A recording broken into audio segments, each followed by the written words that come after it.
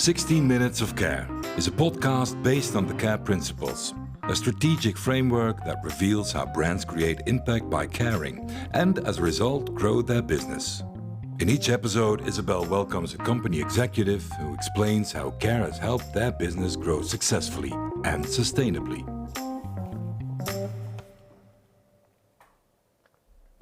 Hi everyone, welcome back to the fourth episode of the 16 Minutes of Care with Bart van Olphen, the CEO and founder of 𝗃𝗍𝗲𝗍𝗍. He's not only the CEO and founder of 𝗃𝗍𝗍𝗍, he's also a seafood chef, he's an author of cookbooks, he's an entrepreneur, and he's a very passionate CEO that really walks the talk. And walking the talk is something, in my opinion, about leadership. So I would like to talk with you, Bart, in this last episode about leadership. Not about fish, not about sustainability, about really acting because you're really convinced that's what you need to do and not just following the herds. You said it before, since you're young, you've been quite different and you've never liked big corporations. Or never liked? No, I never. So while doing the hotel school, the hotel management school in The Hague, so after my first traineeship at the Holiday Inn Hotel in Paris, I determined for myself, I decided I will never work again for a corporate organization. So I'm not saying I don't like it, but the decision was more, I would never work for them again. Was it such a bad experience? It was more the proof of something that I already felt. They don't want to think different. That's what they tend to innovate, but they don't like to really think different. And to change the world, to move forward, there's only one thing which is really important, and that's to do it differently, because we didn't do well the last decades, right? So to make a change, the corporates are the most difficult ones to move, but we will need them at the end. So I'm not saying I'm against them. No, we need to work together with them. We need to give the good example to them, how to move forward. But there are other ones who will take the initiative. Yeah. Do you think that the change will come from smaller companies, maybe family-owned companies? I think the change will come from the new generation. And yes, then they will start a company. So these will be small, might be families, might be friends. But I think what we don't realize enough is that all the kids, the teenagers right now, but also the kids, the people in their 20s right now, these are the ones who are really going to make the difference for the future. So not particularly small or family-owned, they will be, but from the younger generation. The next generations.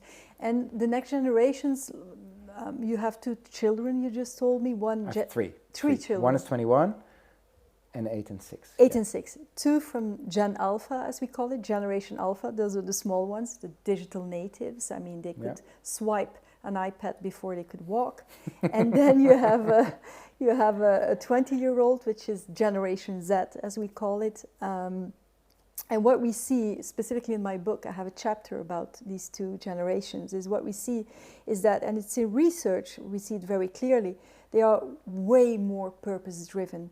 Right. They are a really active and activist generation, because they feel... Emotionally driven, yeah. Emotionally driven, because they feel that Exactly. things need to change. Yeah. Do you see it with your children as well? There's no choice. For them, there is not even, if you say A or B, no, it's this way.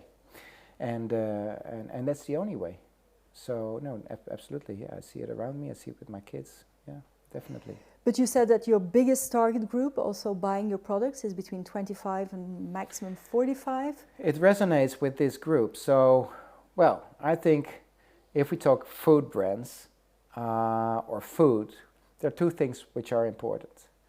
Is the trust of a product, because in fish they might have seen cie_𝗁𝗵𝗶𝗽𝗶𝗀 as a documentary, they read the newspapers, they see their social media, they know there's something going wrong with our oceans.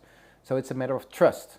And trust has to do with transparency, traceability, that you prove in a very open, non-styled way, this is it, what you buy. And as soon as they trust the product, then there comes the second topic, is they want to enjoy it. And so this what we do is, well, people, if they eat fish, they go to a restaurant because they don't trust themselves that they can cook well. Well, I can show them that with only a few steps, you can create an amazing fish dish. So that's the reason why we resonate with these younger people a lot. So we really grow there. Our indexes with the younger people are much higher than with our competitors, with any of our competitors. Mm-hmm. Yeah. Mm-hmm. Talking about what you call trust, in my framework, it's called reliability, which is basically the same. Mm-hmm. I totally agree with you. It's very important, but for consumers today, it's really not easy to find trustworthy information. True. Because a lot of companies are greenwashing. A lot of companies are telling things that they don't do, or exactly. only do half. Yeah. Half. Do you have some tips or some things that you say, well, look at this or look at that, because that is really important? Well, in the first place, I think we shouldn't be scared for the future, because companies and brands who do greenwash, who do window dress, sooner or later, we will find out. We will find out. So it's a matter of years. But within these years, in seafood, it's about independent certification, which is really important, which is easier to find on a pre-packed good, like a product like a smoked salmon or a tinned fish, than, for example, on the fresh fish market. So that's a good thing to understand. But then again, there's so many different labels, but really choose the right ones.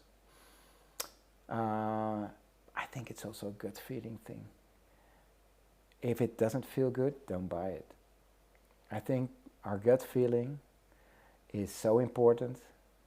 If you follow your gut feeling together with the certifications together, then I think you already, it's never 100% proven, or it's not 100% sure. But I think greenwashing, especially also the younger generation, greenwashing, window dressing, you feel it. Yeah, you feel it. They also have more natural senses to understand especially if you it. dive into these websites, if you see the photography, if you see the tone of voice, if it's made up or not, you can. These younger people, they understand what is authentic and what is fabricated. What they want to see is that you have nothing to hide, and sometimes it's overstyled. So greenwashing, window dress is overstyled. It's like we have something to hide. You feel it. Yeah. One of the things that I was wondering, so you've been talking that you're focusing now specifically in communication on your canned tuna product, but you also sell farmed fishes, like for instance salmon. Yeah, but really, I started with it only maybe a year, 2 years ago. Yeah, true. Yeah, but we hear a lot of horrible stories about farmed fishing. The reason I never was interested, the reason I never went to fish farms, or I didn't sell these, or what, because I didn't understand why should you put 3 kilos of fish meal or wild fish into a farm fish product to get 1 kilo out of it. So it's a crazy thing. And a lot of antibiotics and. But now there are really great developments, and for example, one of it is 𝗃𝗏𝗏, which is in Norway. And I found out through Whole Foods, having dialogues with the category managers there. So there's now a fish farm in Norway farming salmon. It only needs 0.5 kilos to reach 1 kilo. It uses algae. It's a great feeding development what they use. So suddenly the potential of our oceans is being doubled, hypothetically. So that philosophy, I really like that. And they don't use antibiotics. The fish has twice or 3 times more space than average. So if we look to the solution to the future to be able to enjoy seafood is all the wild seafood capture or catch should be sustainable. If we farm fish, and we can do it properly, or if we farm fish in a proper way, it can be a solution. And then we have seaweeds and sea vegetables. And then, of course, these new substitutes, plant-based fish, which is not my corner. But I stimulate it, but it would never be me. So there are solutions. There are solutions. And farmed fish is one of them. Mm-hmm. But it's as I said, it's really complicated to understand what is good fish and what is not sustainable fish, because there's so much information out there. No, true. But for wild fish, the MSC, so the Marine Stewardship Council, is for me the only certification body, the only label which really counts. Mm-hmm. If you buy tuna, make sure it's caught by pull and line. That's marine biology. In farm fish is the ASC, the Aquaculture Stewardship Council. That's marine biology. If we go to socioeconomics, it's fair trade. So MSc and fair trade, pull and line. If you buy tuna, then you can be assured that you contribute to better oceans. Mm-hmm. So it's again looking for the reliability of the right certifications, which is again for consumers complicated, because some of these certifications are just bought, and you just, if you put the price, you have it on your packaging. You give a lot of these informations on your website, on your social media. Yeah, so I think it's good if a brand tells what they do good, right? But always it should be third-party certified. Mm-hmm. So I wouldn't say we're the most sustainable seafood brand, but I even don't know exactly what's on my package. Sorry, that we are sustainable, and but it's always certified. Mm-hmm. So it's always approved by a certification body. So I think that's important for a consumer. So in terms of reliability, is okay. A brand may have a quote, but always look to that certification that proves that this quote makes sense. Makes sense. You have placed positive impact for people and planet really in the core of your business strategy. You're clearly very successful with it. Your company is growing fast. You find new innovative ways to find money to pay for the growth. What final arguments can you give to the people who are watching or the people who are listening to choose to do business in a different way? And you mean by different way, in a sustainable way? Yes. Well, if you don't do it, don't start it. And if you're already existing and you don't do it, you won't exist anymore in the future, in the near future. Do you see it's going faster and faster? Oh yeah, it's the only way. I mean, just try to, because sustainability is quite a fashionable expression, right? But the real thing about sustainability is about endlessly, right? So you cannot sustain your business without having these values in your core values. And values are not rational given things to put on the wall, or it's what you it's what you feel here. Yeah. This will move the world. This will change the world. And this is also why I believe in the younger generation. It's not a rational choice. It's not a choice. There is no choice for them. It's just only one solution. It's what they feel here.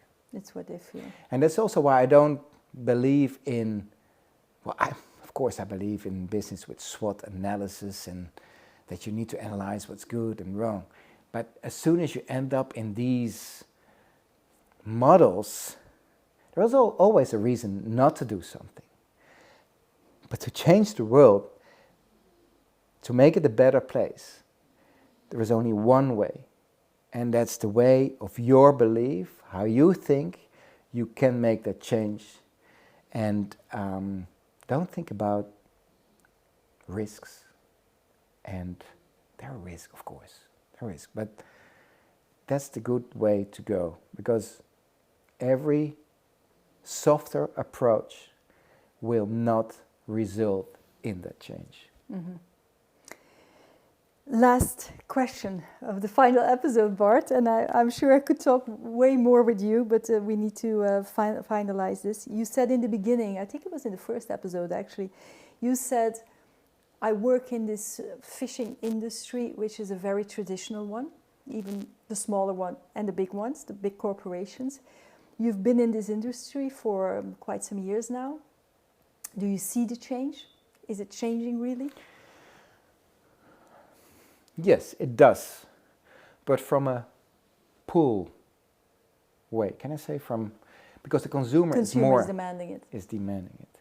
So it has never been, in 99.9% of the cases, the initiative with the industry. It has always been with the demand of the consumer. So I remember 10 years ago, 15 years ago, when Greenpeace was standing on the roof of a Dutch supermarket chain, all category managers were afraid. So what they did was taking out all of the red listed fish. Now they see it as an opportunity to sell sustainable fish and to leave those out. So it has changed, and also the industry has changed, but it started with the consumers. And that's maybe a good conclusion. So the power is with the consumers, and the power is with the younger generation of consumers. They will determine what all the industries needs to do. And if they don't listen to the consumers, it won't exist anymore. Thank you so much, Bart, for these very wise words. You hear it, folks. The power is really in your hands. Where you put your euros is where you put the power to vote. So really think about it. When you go to the supermarket, when you go to the market, choose to give your money to the brands that really care for people, really care for planet. And I think Bart is an amazing entrepreneur who shows that you can really create a positive impact on people and a positive impact on planet. We just have to start doing it. Thank you very much, Bart. Thank you for listening. Thank you for watching. Take care. Bye-bye. Want to create lasting impact with your brand while feeding sustainable growth? Check out 𝗃𝗵𝗲𝗀𝗶 and see how we can help you. 16 Minutes of Care is an independent production from 𝗃𝗵𝗲 𝗣𝗿𝗶, brand strategist, founder of the CARE Principles, and author of the book, Does Your Brand Care? Help us reach more companies who are looking for caring and sustainable growth by giving this podcast all the stars it deserves and by sharing it in your network. Thank you and take care.